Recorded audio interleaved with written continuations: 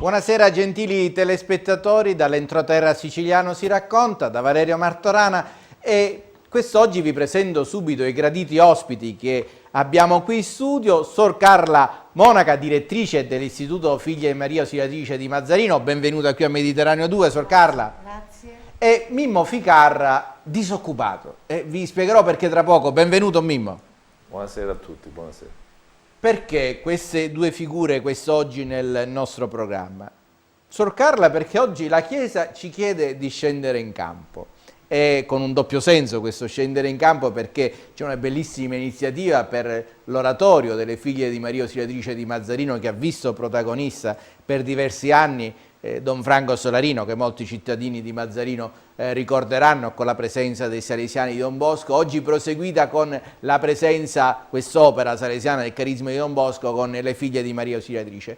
E poi abbiamo Mimmo Ficarra, disoccupato, padre di famiglia con 3 figli, 40 anni, e l'interrogativo che poi cercheremo di capire, questa assurda vicenda di cui suo malgrado si è reso protagonista. Si può perdere un posto di lavoro per un certificato che non esiste? Ne parleremo più avanti con lui per capire davvero questa kafkiana vicenda, come l'hanno descritta alcuni giornali di settore, per capire per quale ragione si è arrivati a questo punto. È un fisico nucleare laureato con il massimo dei voti, 3 figli, solo che la regione siciliana ha deciso che non si sa per quale ragione, dopo 3 anni di lavoro all'assessorato regionale ai beni culturali, dove erano state previste delle riserve per quel concorso, dopo 3 anni di lavoro ha deciso di licenziarlo. Cercheremo di capirla nei minimi particolari questa assurda vicenda. Oggi c'è bisogno di educazione in tutti i sensi, dalla giustizia, da saper fare bene e correttamente, quotidianamente il proprio lavoro, dal rispetto altrui. C'è una forma di cannibalismo nei rapporti della quotidianità che stanno portando a strozzare le persone. Sor Carla, perché è importante oggi l'educazione? Lo è sempre stata, ma oggi in modo particolare. Ma è importante perché, come dicevi tu, lo è sempre stata, perché educare le giovani generazioni per noi è veramente un dovere. Se vogliamo una società migliore, per noi una Chiesa migliore, comunque un mondo migliore, credo che sia importante impegnarsi nel mondo dell'educazione.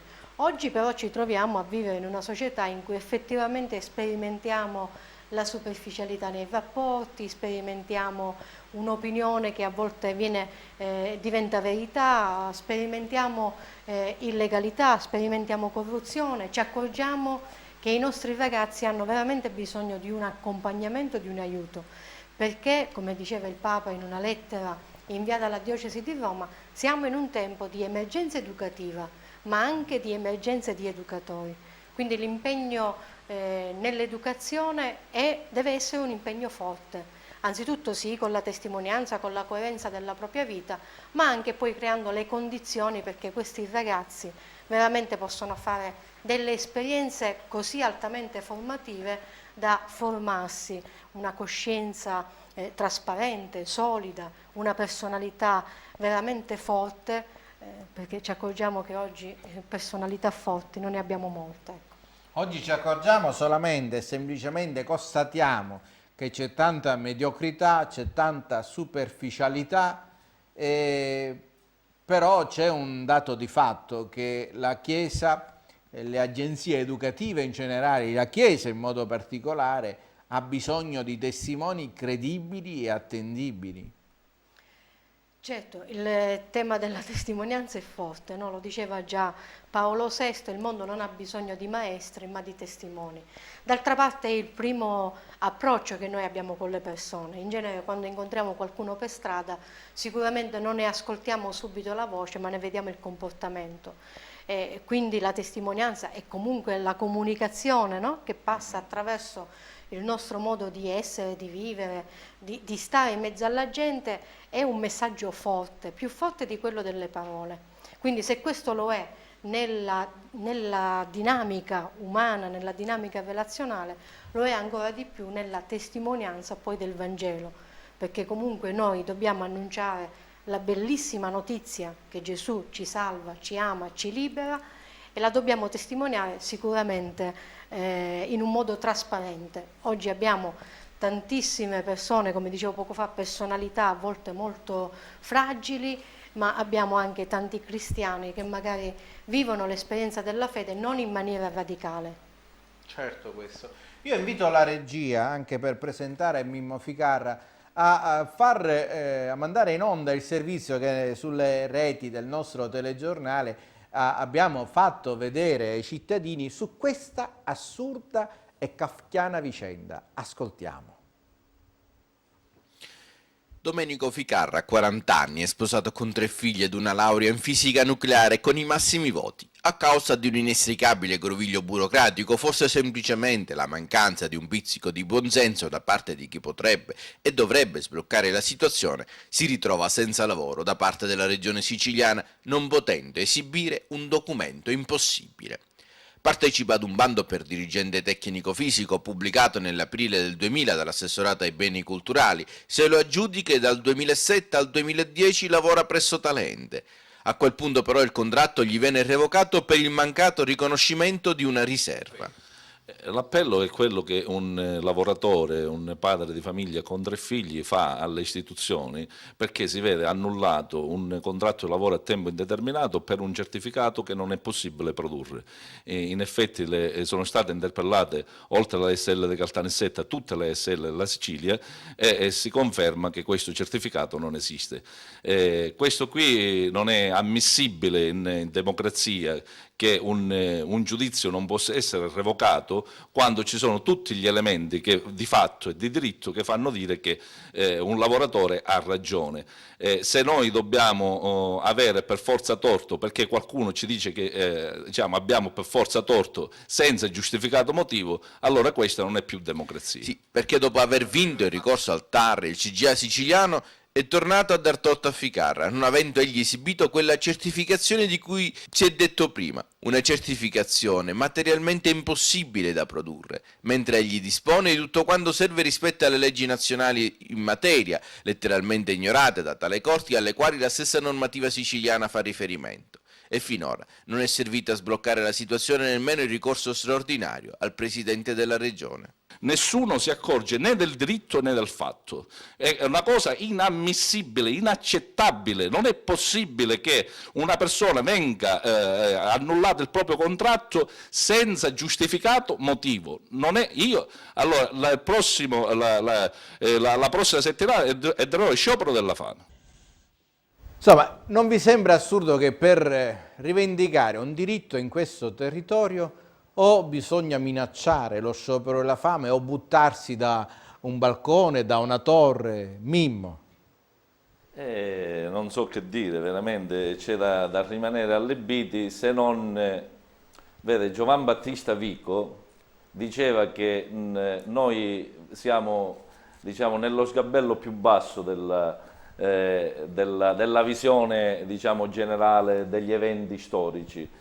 E invece, diciamo, ecco, visto che siamo in tema evangelico, Dio si trova dall'altra parte, quindi noi vediamo la parte meno migliore dell'arazzo, e quindi se sono oggi qui, evidentemente ci sarà, per un motivo apparentemente assurdo, evidentemente ci sarà un motivo.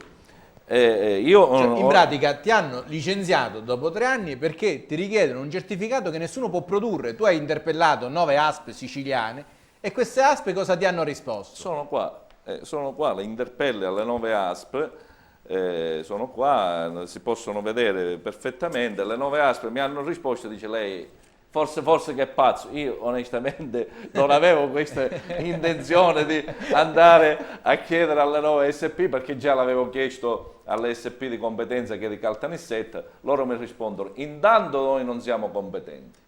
E in seconda istanza dice, forse lei va cercando il pelo dell'uovo. Io onestamente fino a quest'ora non sto cercando né peli e neanche uova, anche perché non sono un oviparo, sono un mammifero e quindi uova non ne vado cercando. Quindi il discorso è che cosa va cercando la regione siciliana. E il discorso si potrebbe anche allargare. Tu hai vinto questo concorso perché c'era la riserva, no? Solamente dopo che cosa è successo? Cioè tu hai fatto prima ricorso al TAR, spiegami sinteticamente il fatto storico qual è. Perché al pubblico poi non si capisce, ma avevano dato in via provvisoria la riserva, però 2 diviso 2 faceva 0, cioè siccome i posti erano 2, allora giusto per una questione di alchimia sui resti, 2 diviso 2 a un dirigente gli faceva 0. Allora io ho detto, scusate, visto mi avete dato la riserva, va bene, ora il posto riservato su 2 posti dov'è? No, dici, ci siamo sbagliati, dici, noi non gli possiamo dare questa riserva perché lei non ha i requisiti.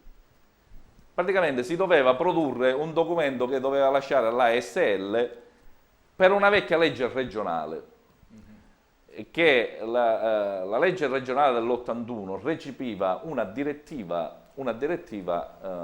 dell'Organizzazione Mondiale della Sanità dell'80 e definiva cos'era l'handicap, no? Sì.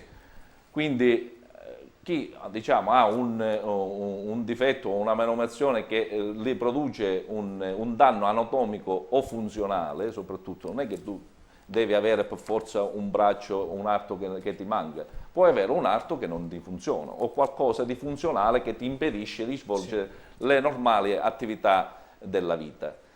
Ma non è tanto questo il problema, perché questa legge non c'entra nulla, perché poi era relativamente alle categorie protette, quindi tu dovevi essere riconosciuto dall'ASL come invalido, quale che praticamente io ho questa certificazione. Orbene. Allora dice, no, dice lei non ha, ho prodotto attenzione, non è che poi la SL si sia comportata tra l'altro bene con me, ho dovuto andare in giudizio di primo grado, in appello per potermi aver riconosciuto, non è che c'è un'altra storia, ero in corso di giudizio nel frattempo che succedevano, perché il bando è del 2000, stiamo parlando dell'era arcaica qua ormai, perché sono più di 10 anni fa. Quindi man mano io andavo, essendo certificato, con le sentenze del tribunale, che fino adesso qualcuno mi deve dire che sono esecutive le sentenze, perché 2 diviso 2 fa 0. Adesso magari qualcuno dirà che le sentenze non sono esecutive e fra poco che l'asino vola. Vabbè, ma io sono disposto ormai a sentire tutto, a credere no. Io credo in un solo Dio, dico ogni domenica, quindi credo in una sola verità. Però lascio libero il pensiero, 2 diviso 2 fa 0, eccetera, eccetera. Quindi praticamente questa persona, in sostanza, che rappresenta poi perché ho scoperto poi che è il dirigente, praticamente continua imperterrito a dire che 2 diviso 2 fa 0 e non vuole fare i calcoli. Non vuole rifare tutti i calcoli. Non vuole riconoscere quel posto per i riservatari. Per i riservatari, perfetto. Dopodiché tu fai ricorso al TAR. E lo vinco. E quindi c'è l'immissione in servizio. Non subito, perché devo fare un commissario ad acta per farmi assumere, non è che quando arriva tu, il TAR ti dà ragione e ti assumono. Cioè di una arroganza estrema ormai, la regione siciliana ha perso, cioè in un paese normale dovrebbero, non la posso dire la mala parola, prese in calci puntini, queste persone dovrebbero essere licenziate, non dovrei essere io, anche perché questi calcoli